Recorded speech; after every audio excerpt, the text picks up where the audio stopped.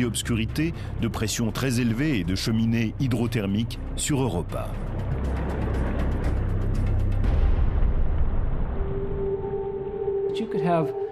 On pourrait trouver ces courants hydrothermiques et ces nutriments à proximité du centre d'Europa. Et certains organismes pourraient se nourrir de ce matériau, comme c'était peut-être le cas au début de notre Terre. Et si ce ne sont pas des vers tubes qui se cachent sous la calotte glaciaire d'Europa, quelque chose d'autre y vit peut-être.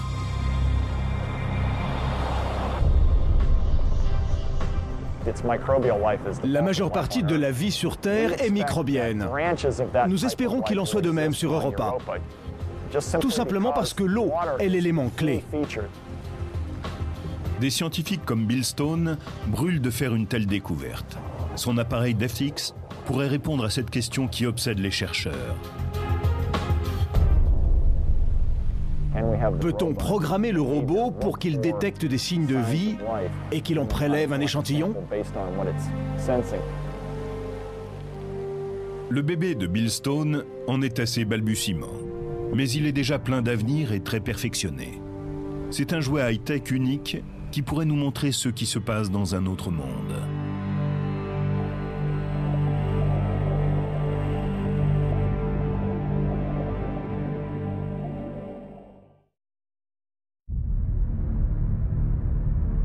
Notre premier contact avec une vie extraterrestre pourrait avoir lieu sur Europa, la lune de Jupiter.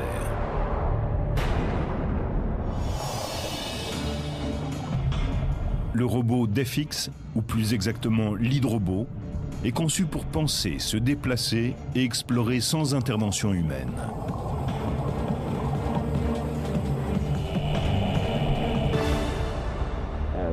Le robot devra tout faire tout seul.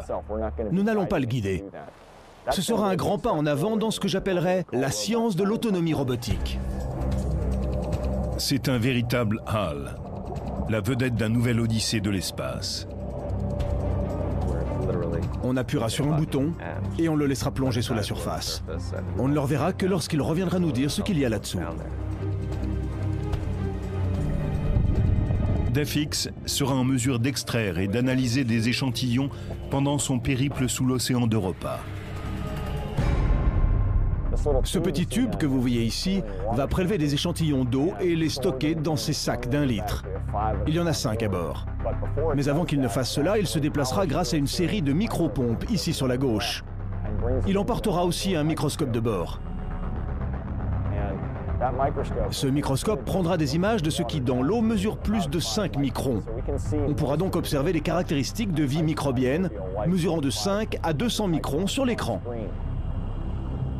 Le robot utilisera ce résultat pour déterminer s'il y a de la vie et s'il doit prélever un échantillon. DEFIX et ses systèmes doivent encore être miniaturisés pour aller dans l'espace. Et il faut encore le tester dans des courants glacés.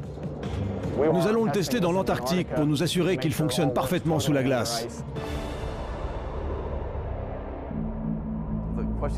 La question de la vie sur Europa est une grande inconnue. Cela pourrait changer l'ensemble de notre perception de l'univers. S'il y a de la vie sur cette petite lune qui se trouve dans l'environnement hostile de Jupiter, cela signifie qu'il peut y avoir de la vie presque partout. La science y trouvera de nouveaux horizons. Je pense que la recherche de la vie est l'une des choses les plus importantes que nous puissions faire en tant que scientifiques, mais aussi en tant qu'humains. C'est un pas de géant, et pas seulement pour l'humanité. Mais pas pour les robots.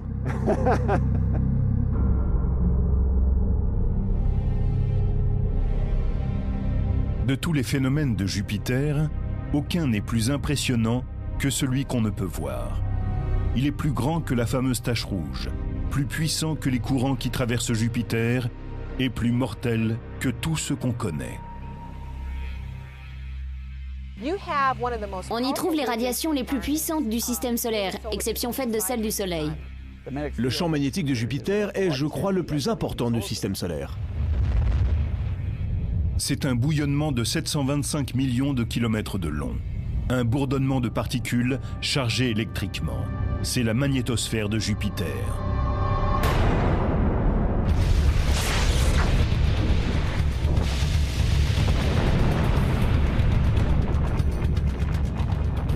Le Soleil émet des vents solaires, et ces vents sont chargés de protons et d'électrons. Ces particules se déplacent à 1,6 million de km/h. Jupiter capture l'essentiel de ces protons et de ces électrons qui se retrouvent piégés dans l'espace circulaire autour de la planète. Aucun mot ne permet de traduire l'ampleur de ce phénomène. La magnétosphère de Jupiter est le plus grand objet du système solaire, plus que le Soleil.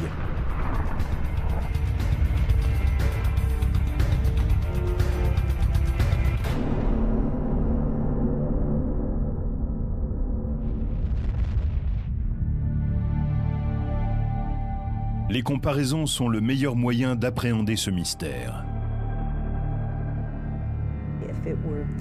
Si elle était visible dans le ciel nocturne, elle serait beaucoup plus grande que la Lune. C'est énorme. Bien qu'elle soit 5 fois plus loin de la Terre que le Soleil ne l'est, elle serait immense dans le ciel nocturne.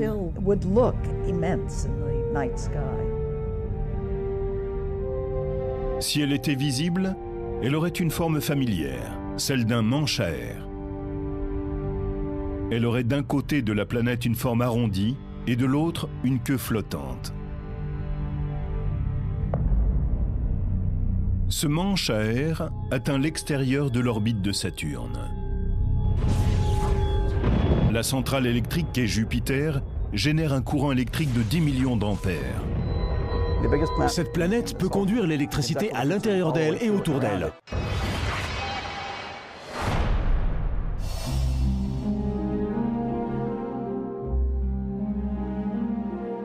Cette conductivité crée un phénomène qu'on peut observer quand des particules chargées s'échappent de Jupiter. Jupiter connaît des aurores, parce que quand ces particules s'échappent et vont s'écraser sur la haute atmosphère, elles brillent comme une aurore terrestre.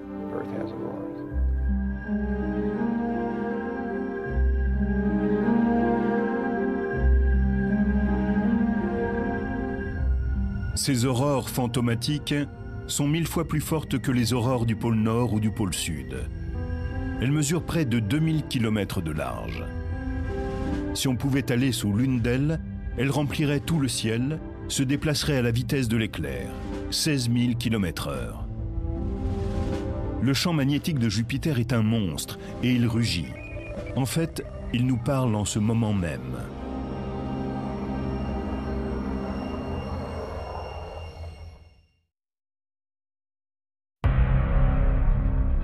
Jupiter, le géant du système solaire, a quelque chose à dire si on l'écoute.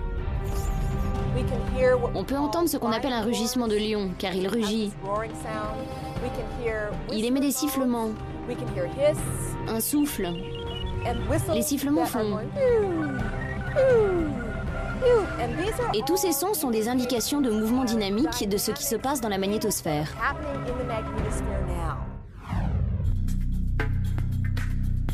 Si vous vous retrouvez sur une autoroute déserte la nuit, votre radio peut capter les sons étranges émis par la magnétosphère de Jupiter.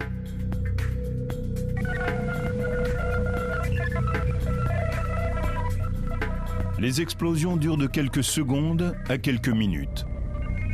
Elles se produisent toutes les heures ou deux. La plupart de ces sons sont statiques, mais de temps en temps, on capte des sons dont la tonalité monte ou descend.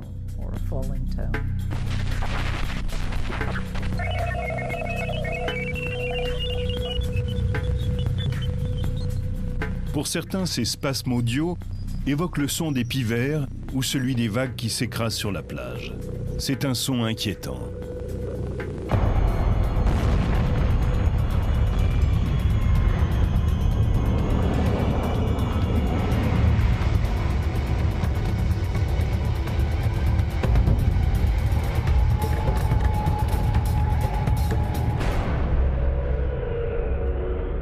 Mais on a compris pourquoi Jupiter parlait seulement lorsque Voyager 2 en a traversé la magnétosphère extérieure en 1979.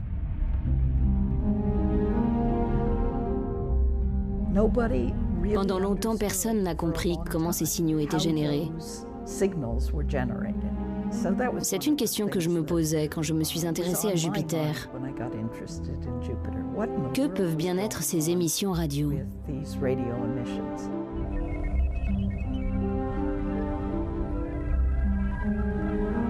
C'est l'un des rares mystères de Jupiter qui ait été dévoilé.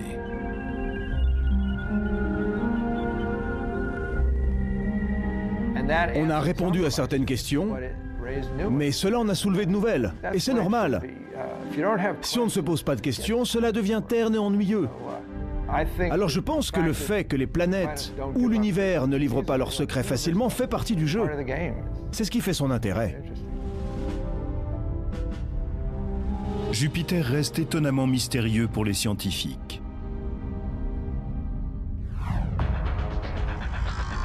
En 1979, on a été très surpris de découvrir que Jupiter avait un anneau. Il n'a rien à voir avec celui de Saturne, mais c'est quand même une caractéristique fascinante.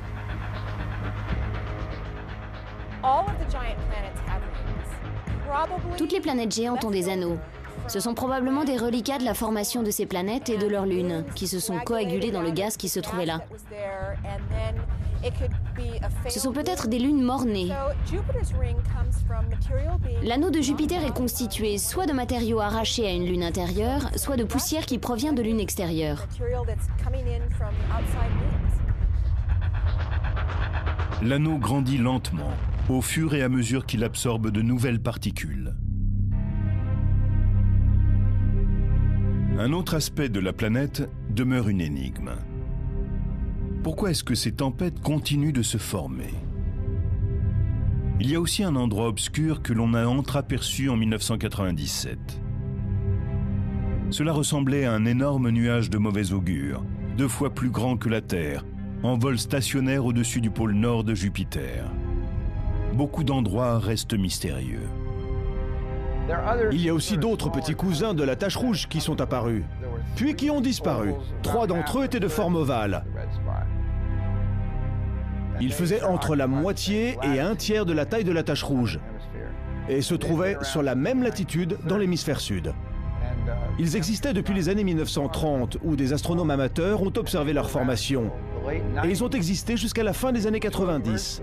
2 de ces nuages ont d'abord fusionné, puis ils ont absorbé le 3e. Et il continue de se transformer. Il a viré au rouge il y a quelques mois. Maintenant, on l'appelle le petit point rouge parce qu'il s'est coloré. Son changement de couleur est une énigme.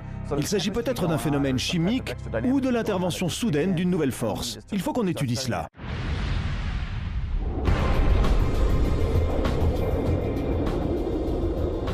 Jupiter est une planète hostile et agitée.